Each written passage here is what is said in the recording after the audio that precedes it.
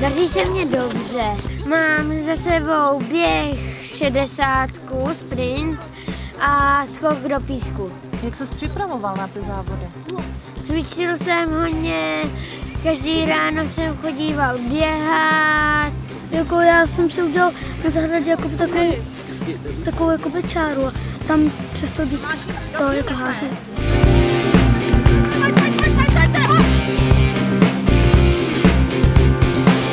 Je tady celkem zhruba přes 60 dětí a každé to družstvo má zhruba 2 až 3 doprovody podle zrakových kategorií.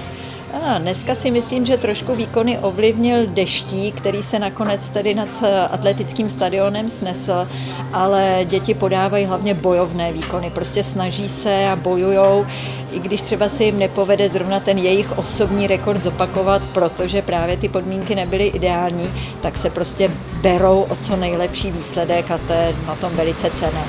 Já si myslím, že děti to baví hodně, protože už mnoho z nich se vrací na sportovní hry a navíc i ty děti, které skončí 9. třídu, tak mají pak zájem jet třeba jako doprovod, jako průvodci, takže zase pomáhají těm mladším a taková je to ta sounáležitost a pospolitost těch dětí.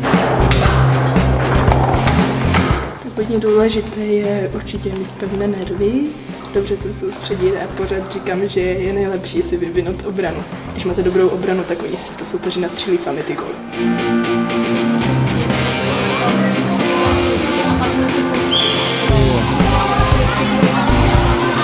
Sportovní hry zrakově postižených jsou unikátní tím, že se zde v naprosto přirozeném prostředí, sportovním prostředí, setkávají děti ze speciálních škol, které jsou přímo určené pro děti se zrakovým postižením a děti z integrace.